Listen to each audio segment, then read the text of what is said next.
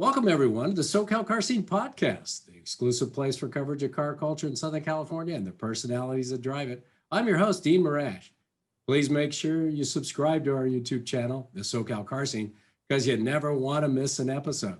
Joining us today is renowned artist Noah Ellis. But before we get started, I need to let you know that this podcast is brought to you by our good friends at C-Tech and Wicked Automotive Detailing.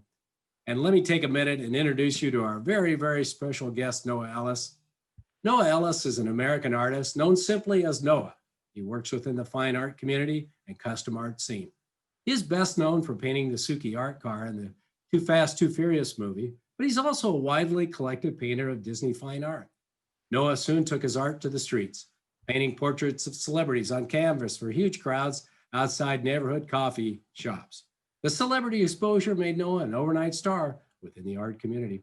Soon after, corporate clients like Lexus, Levi's, and Toyota were begging Noah. Well, they were asking Noah to enhance their corporate collections and ad campaigns. In 2004, he garnered international fame for his paint job or rolling canvas on the Suki car in Universal Pictures hit movie Too Fast, Too Furious. He has since won Best Paint at S.E.M.A 4 years in a row for the rolling canvases he created on behalf of Alpine Electronics. Now Noah devotes a substantial amount of his time towards creating Disney fine art, a mixture of his unique style and those beloved Disney characters. Due to his success as an artist, he founded Noah University to teach other creatives and artists how to make a career from their work. Noah, hey man, thanks for joining us on the SoCal Car Scene Podcast. You're welcome. Glad to be here. Oh, awesome, dude. We really appreciate you. So I want to let you know who recommended you and who you have to blame for, being in amongst our midst. It's Carson Lev. He said great things about you and your art. Oh, right on. I appreciate that very much. Yeah, he's such a great guy, and he's hanging out with Chip Foose and some of the, the real car influencers in the car scene. And when Carson makes a recommendation, I thought, yeah, I gotta talk to this guy. I gotta learn more. So thanks for joining us. Oh, you're welcome. So let's go back a ways. When did you figure out that you wanted to, that being an artist was how you were going to spend most of your waking hours and kind of make a living? Tell us about that.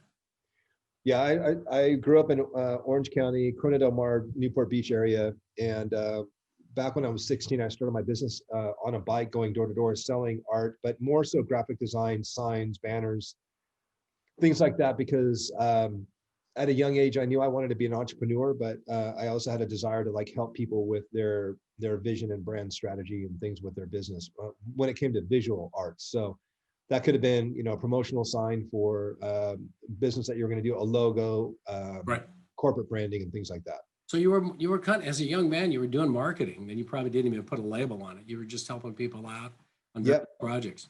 Yeah, and I had my business card in the yearbook. So you did that. Started it out early and knew that's exactly what I wanted to be doing. Wow, what a great story. I was mowing lawns, I think, at the time and working in restaurants, and you had already figured it out. Isn't that a blessing, though? I mean, oh, big time.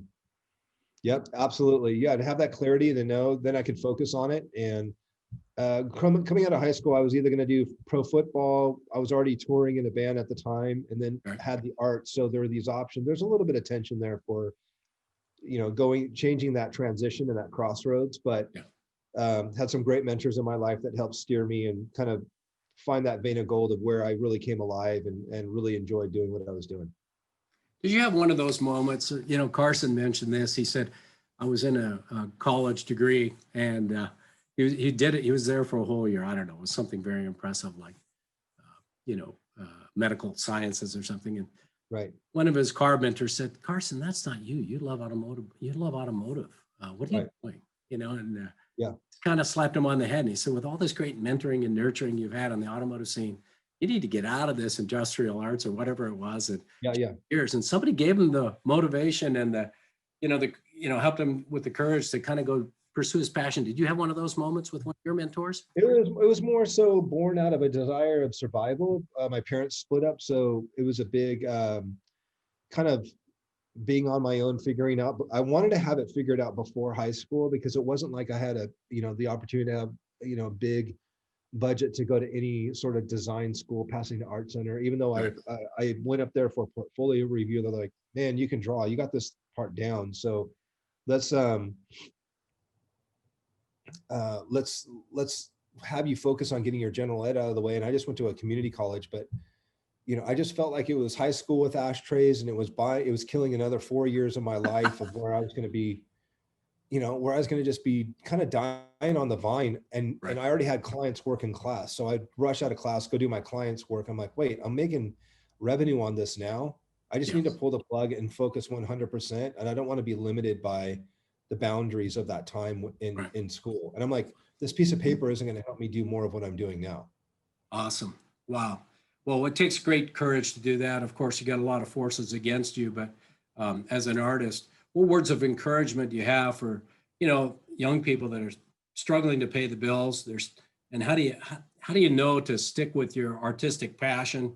I know you've got Noah University, and that's probably what that's all about. But any Yeah. advice for young people that are? Totally. And it goes for a lot of folks, even midlife folks that are feeling like, hey, I'm trading time for dollars and I'm building somebody else's story, but I really want to be doing something that fuels my own passion. And so, rather than cut the umbilical cord and do something unwise and hurting yourself financially, whatever, I tell people, create that passion and build that passion alongside your career and use your career to underwrite it. And if you can match six months of pay consistently, then start to migrate out of that old position. But I get that. I probably get that question or that topic brought up to me at least once a week, where it's like, I'm do I sure. need to go to college, or do I need to, have a skill or a piece of paper to prove what I'm going to do for a living? And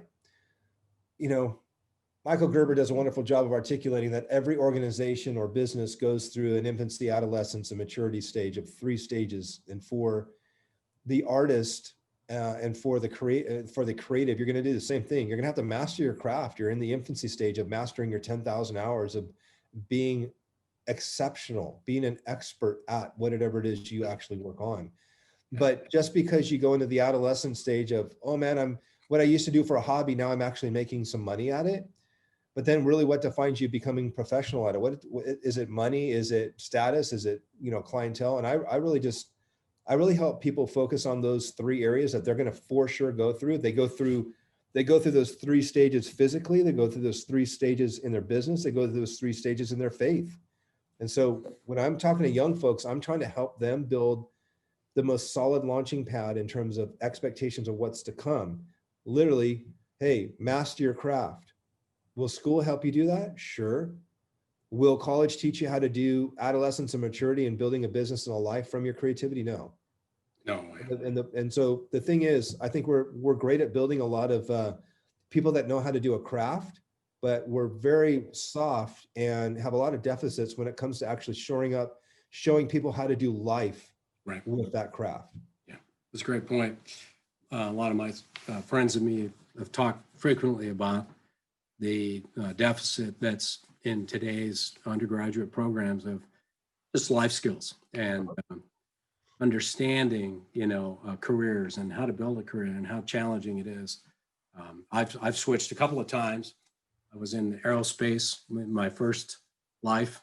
Uh-huh. I went into high tech, into software and marketing, and now I'm in this completely other world, and I love it. I'm an entrepreneur in car storage, but I think what they don't tell you is how much it takes to persevere and to overcome. And school is really not very good at preparing you for life. To your point, Right. unfortunately. Yep. If we could make a difference there, it'd be great. But it seems like a big hill to climb. Yep. I'm going to do my part as much as I can though with my platform. Oh, congratulations! We'll talk more about Noah University. I want to learn a little more about it. But hey, so when did you get first involved in painting cars? I mean, of course, a lot of the car people and the car crazies like myself know you from the Too Fast, Too Furious movie. Was there something going on before that you were involved in cars, or was it just happenstance? How'd that come about?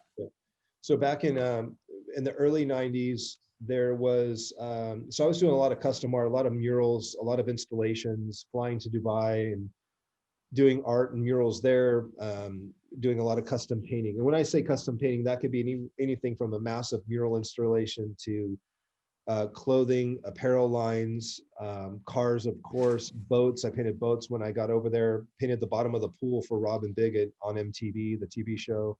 So you name it, if it could be painted, I would be applying my art to it. However, I mean, and it gets as crazy as like doing temporary tattoos for like David Beckham and things like that. It's just the full gamut. And the cars specifically came into my world when I was doing a vehicle for, it was a Levi's commercial, and I was doing a tribal tattoo design on the side of this like old red Cadillac.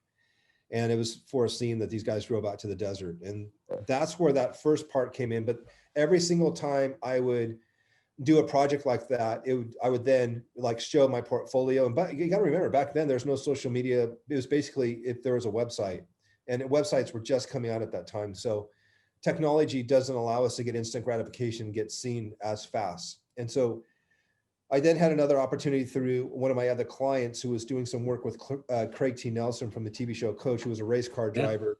And he also had his racing team. So I was at the Toyota Grand Prix, had an opportunity to meet him, present him with a gift. I was always a huge fan of the show, but then he kind of like turns around to his, 52-foot race transport trailer and tractor, and he's like, "Hey, can you paint this?" And I'm like, "Yeah." And so that's like that kind of gulp moment of, man, this assignment is way beyond me. I think I was maybe 20 at the time. It was like, that was a big deal.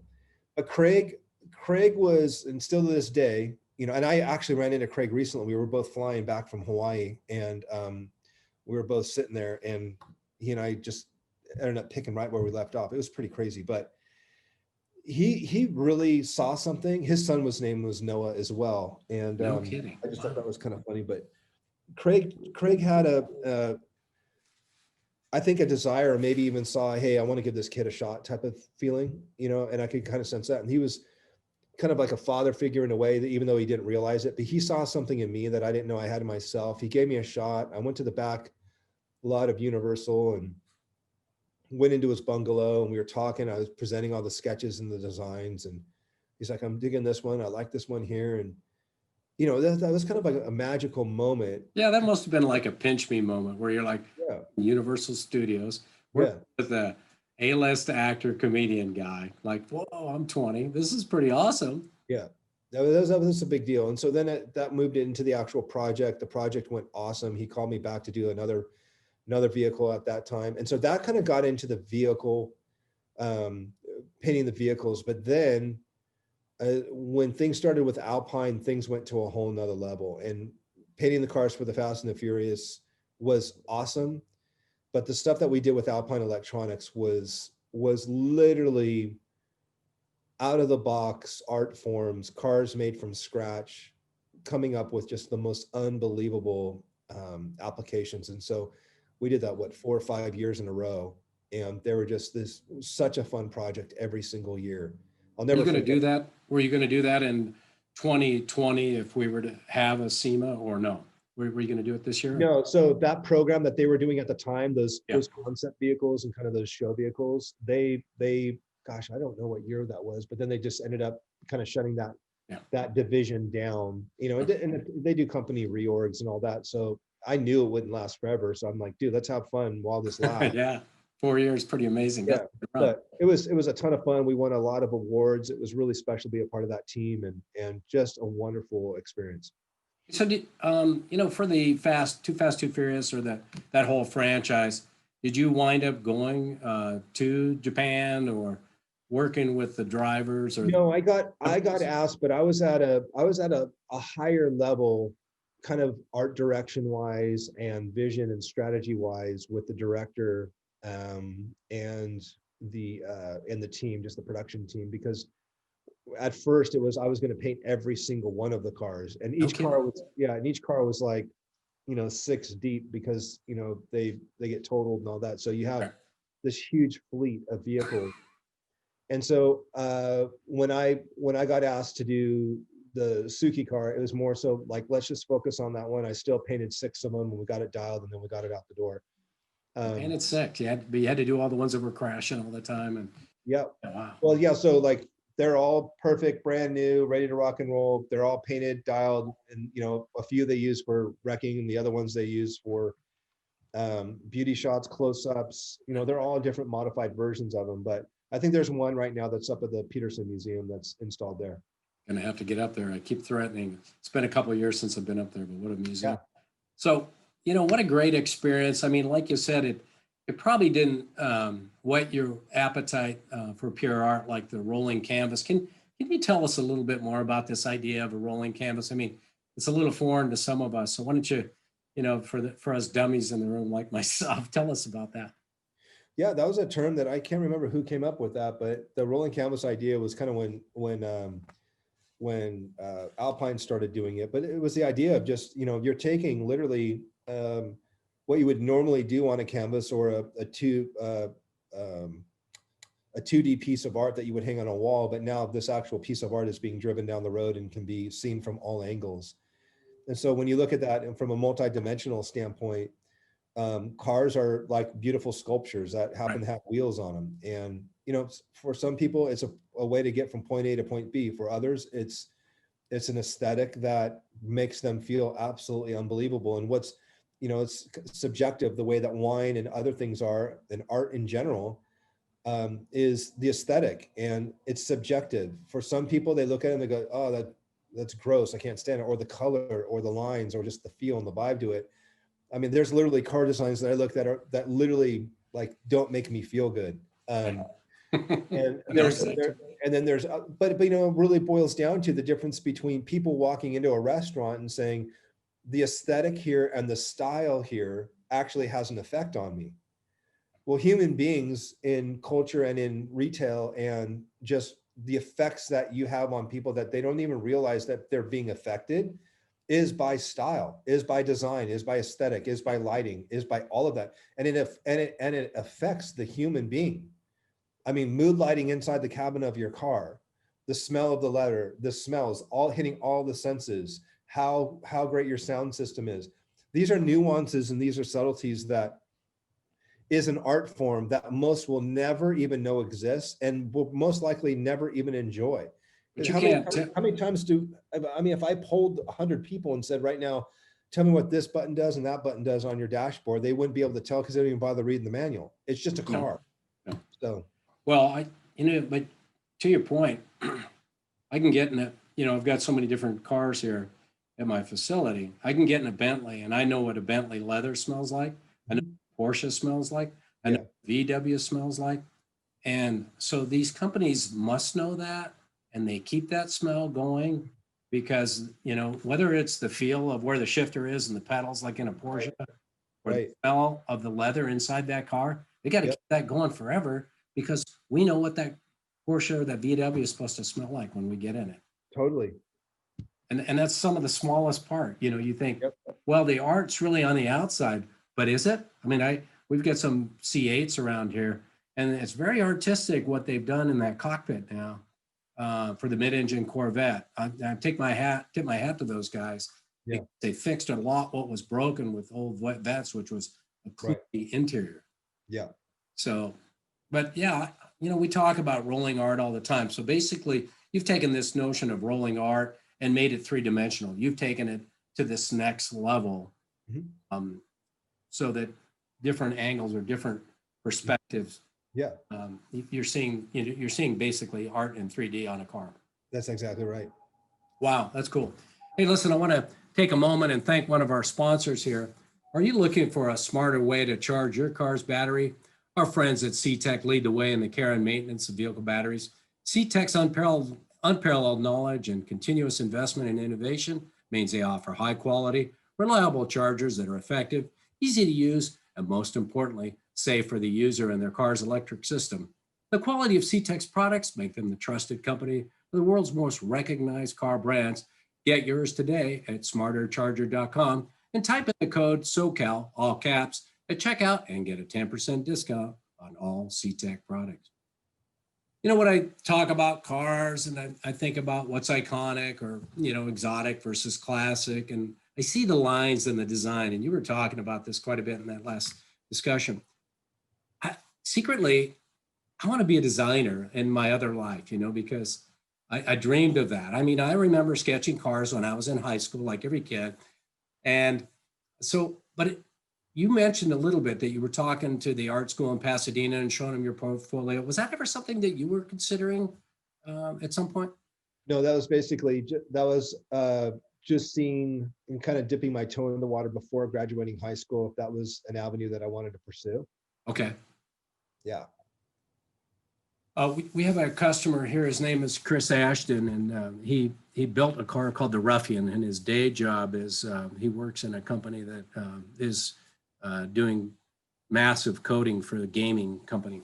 And he's a founder there. And I said, well, why are you building cars? Why are you building cars in your garage? And they're really big on Instagram. And I mean, his car, the Ruffian, this green Mustang, is huge. And I'm like, why are you doing that? And his response was, my world, I'm creating a make-believe world. It's very virtual when you create games. I wanted to do something with my hands. I wanted to express my creative art form in a different way. And I thought, that's brilliant. There's what we do for work sometimes, and then there's what we want to do to kind of escape work. And I thought, some people take their creative side and do it outside of work. Isn't that interesting? Yeah, oh, totally. That's how it starts, though. Really? So yeah. We're doing a job, but then we're like, hey, we're not fulfilling a certain thing in our passion area.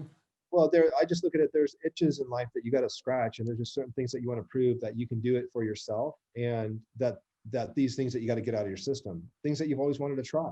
And that's why I say you want to fail fast, you want to fail hard, and you want to do experiments that you're going to be able to find out really, really quick whether or not something that you want to keep dating or something that you want to actually marry and take on at a more engaged full-time role in your life. Older you get, though, those experiments become less because you're realizing you have less time. You want to be more calculated on the risk that you actually take. Right. Yeah, I like the corollary of dating versus marriage, right? 100%. Too many people sign up for stuff that their heart won't be in 2 years from now. Right. So there is a heart element to what you're talking about. That's a big component. It's not just what you're. Yeah, that's a big component. But like when people say that they marry their passions or whatever, you got to look at it like this. You got to look at, you've made a vow to your passion. You made a commitment to start your business, whatever. Well, it's really interesting when rogue waves and unexpected crisis or pandemics or anything comes in that disrupts that whole normal expectation, what you think is going to happen. That's where you're really going to see the rubber meets the road when it comes to, are you willing to stay in it for the vow that you made to yourself because you care about yourself? Hey, I made a commitment to do this to provide for my family. Hey, I made a commitment to do this, to do something that my son and I said that we would do together. I made a commitment. Now, I don't feel like it currently right now at the time. I don't have the heart for it. I'm not into it. I'm not feeling inspired, which most artists below it is they only do things when they feel inspiration. And quite frankly, people think creatives are only people that make pictures or take pictures or do things like that. Every single one of us is a creative. Every single one of us thinks creatively. But when it comes to those things that you've made commitments to outside of your normal, let's say stable, job, whatever it happens to be, are you willing to show up for it regardless of how you feel at the time because you made a commitment to it and the outcomes are going to be great? That could be a build on a car. That could be a commitment that you made in a restoration. That could be, don't just wait for inspiration to show up. Yeah, because I think it's those commitments that you make and you're like, oh God, I don't really want to do this. My son, for example, he gave me a gift for my birthday because we do a lot. Not only do we do this podcast, but we do other content. We're doing different videos like Car of the Week and featuring different cars. Yeah. And he said, hey, Dad, let's go to an improv class. And I said, okay. And here we were in the middle of the pandemic, signed up for an improv class, improv acting class. And, I'm like, oh, what a pain going down there. I had a blast. It's outside my comfort zone, not good at it. I'm sitting in there with people that are serious about being actors but it was so rewarding, fulfilling. I'm like, what the hell? Why aren't we doing more stuff like this? Yeah. It gets you out of your comfort zone, helps you think differently. Right. Sometimes I feel it's like in life, you're wearing grooves in your mind and your lifestyle that are like grooves in a record. Yeah. We get really ingrained, and we do it because as human beings, we want nothing but to keep ourselves as secure and predictable as possible. Yeah. We don't want to do anything that makes us step out and risk it and change. Yeah. That's a great point. It's a great point. So tell us a little bit about, and I don't know if it's fair to describe your style as photorealism, because I think you're doing a lot of things, but tell us about photorealism and how, that is an integral part of what you do as an artist or is not. Uh-huh. So I do a couple different lines of work. I'm the official licensed painter for Arturo Fuente Cigars, which is definitely on the real side. I do a ton of work with Disney's one of my biggest customers. So I create portraits down to characters. I do a full spiritual line as well. I do a whole wine line, photorealistic florals, pretty much something for everybody. And want to be able to provide that look and that style in many different ways. If I painted just one style, I think I'd go a little crazy. I love the idea of being able to mix things up. Right. So photorealism is just one of those. One of them. It's almost look at it like I knew when I started as an artist or started out in this business that I knew I wanted to be able to meet and cultivate different lifestyles. So for us, we're working with Arturo Fuente Cigars with a full limited edition line and really great pieces. We go do shows. We do the Big Smoke in Vegas. We do. We just have a great relationship in that field and in that area in the industry. And then we go all the way over to wineries. We go into the floral market. We go into Disney market. We have a whole Kid Me, my own line that's helping. Like I literally will draw guys in their car, what they wanted to dream, dream what they wanted to be when they grew up. And so I kind of paint that reenactment of them dreaming and, driving cardboard boxes when they were a kid. So photorealism has a place in each one of those. But for me as an artist, I looked at it as like a record label. I want to have different genres of music. Right. I wanted to be able to not only meet, but also do life with many different lifestyles of people. Well, that, it reminds me of some of the, like Ray Charles and Johnny Cash and, some of the greats in the music industry. They genre hopped because they done that. I don't want to be country anymore. I want to go into pop or rock or totally. Kept doing it. And they were just marvelous at each one of those. But of course, it was pissing off the record labels and all the executives and the producers. And at some point, you got to give them the middle finger and say, hey, too bad. Totally. Yeah. You just got to, the variety, I believe, allows you more opportunities to connect with more people and provide just diversity in yourself as an artist for creativity.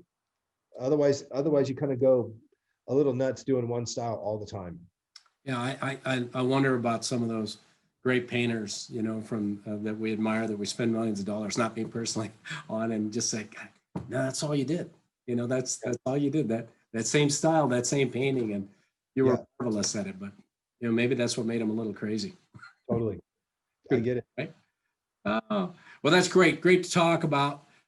So photorealism, when it comes to cars, makes a lot of sense. Are you painting cars as well in these pictures where you're kind of taking a painting and kind of, or is the car, is there? We did a launch. Yeah, we did two launches for Lexus.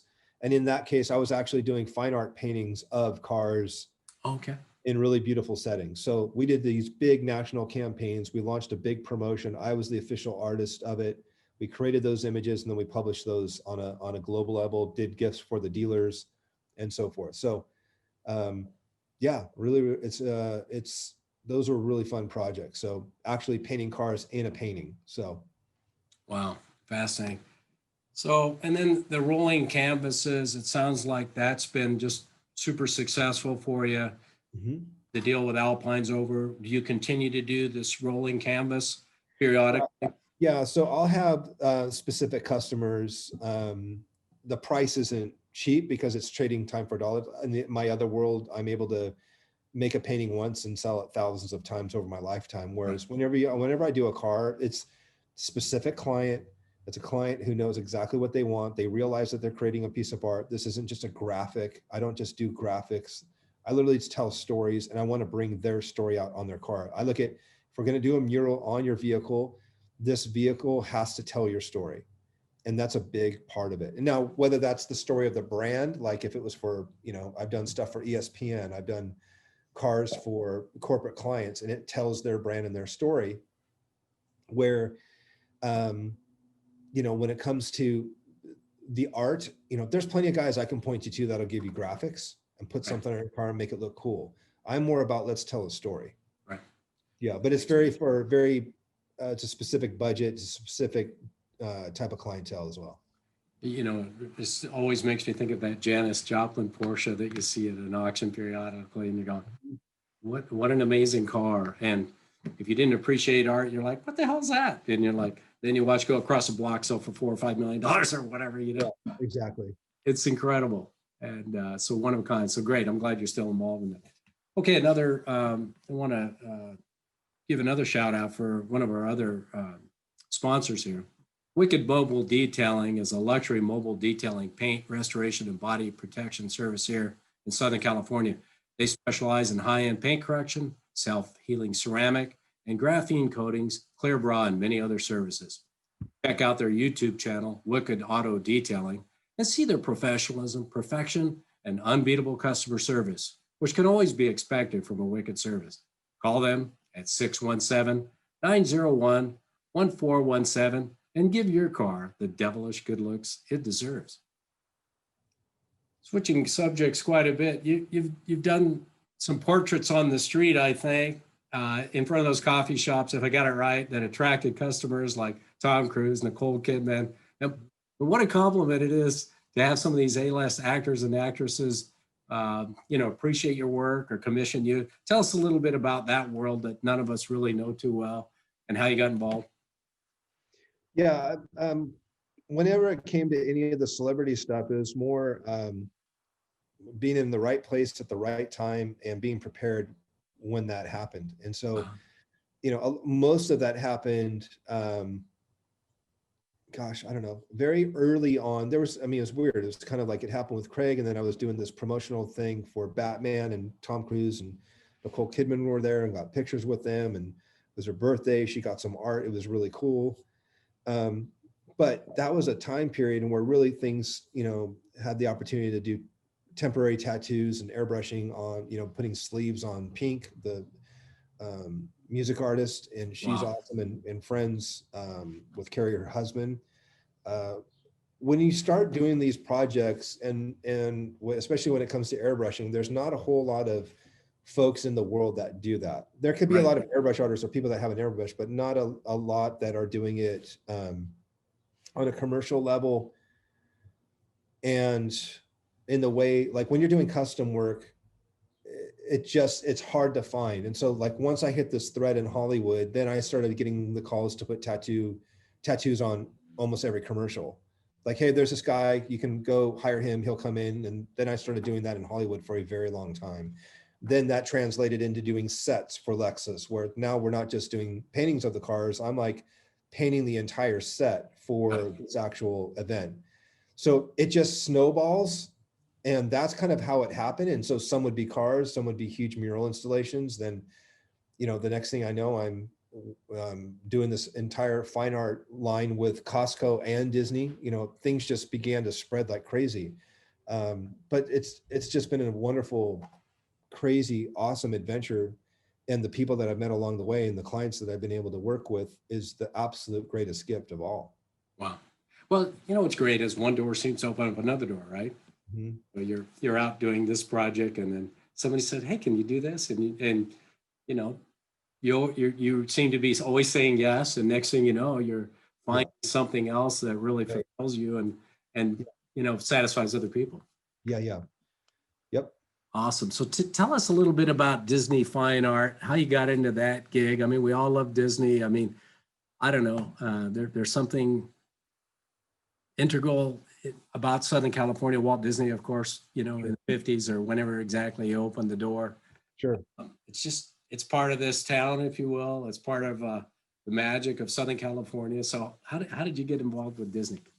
It was a beautiful opportunity through a a woman that was doing product development. Well, my aunt was working at a shop at the time. I visited her. Her manager saw the work and said, "Oh, we got to show this to management." I then had a meeting with management. We then did an experiment of taking a collection and putting them in California Adventure right when they opened, and they like sold out super quick. And there was all this momentum, and things just started to keep building and building and building.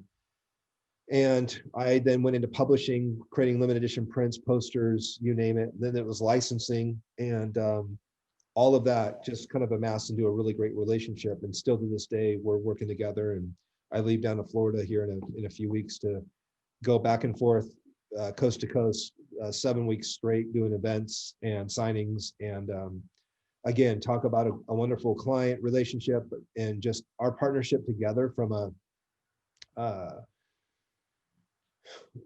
you're really just in the business of creating amazing experiences for families and people. And, we all share commonalities through characters and places and food and all that. But really, when you start building these long-term lasting relationships with the people, I mean, I've seen kids come in a stroller, and then I've seen them 15 years later as teenagers. Okay. So, when you're doing it that long and you get to really build amazing relational equity with these clients, it's just an unbelievable dream. So it's really special.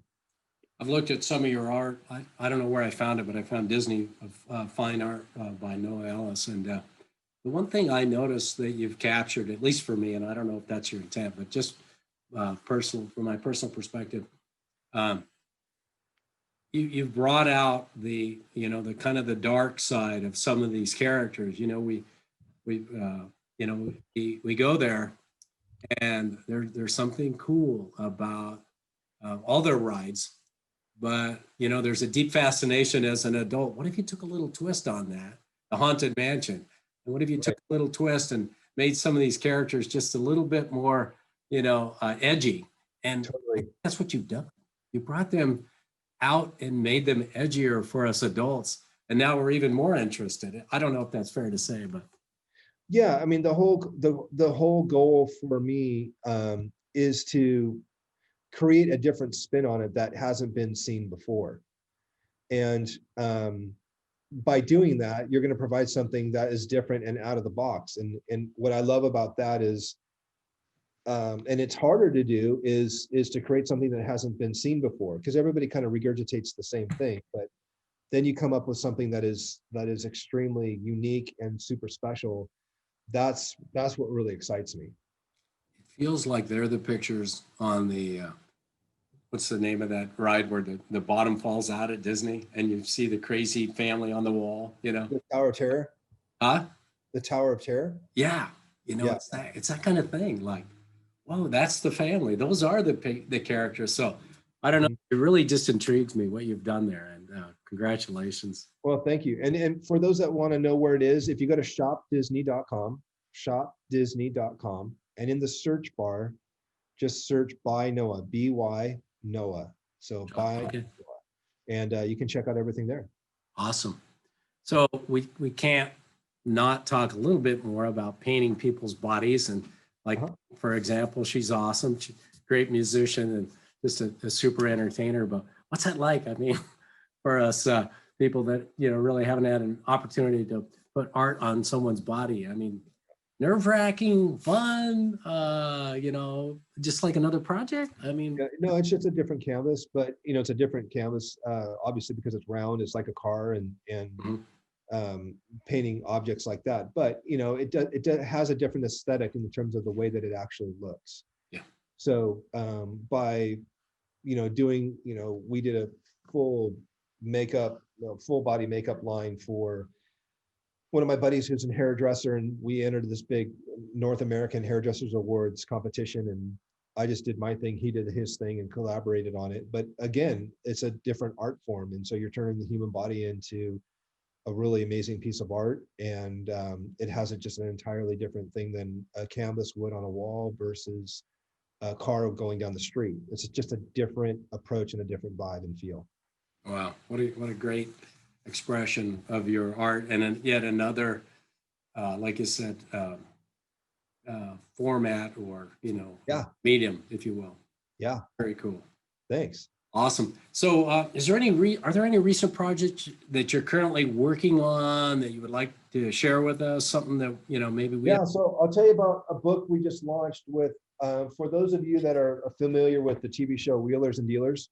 Oh, yeah, absolutely. Okay, so one of my good buddies and dear friends, Ant Anstead, and also Mike, awesome guy. But Ant and I collaborated on a brand new book called Petrolhead Parenting, and it's I did all the illustrations, and then Ant wrote the book, and it's basically just really great things on how you can actually work with your kids. So makes a wonderful Father's Day present or Christmas present. Just open like this so we can see one of the, you kind of see the illustrations there. Awesome. Yeah, it's a ton of fun. You illustrated the whole book, did you? That's correct. Yeah, how to connect with your kids and how an engine works, you name it. So there's tons of great little illustrations here that can really help you connect with your kid. And where's the best place to buy that?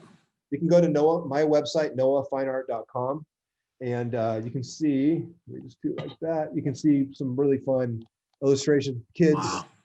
Kids working on their hot rods inside their room, etc. Great. So it's a ton of fun. But like example, this has been a fun recent project that we did.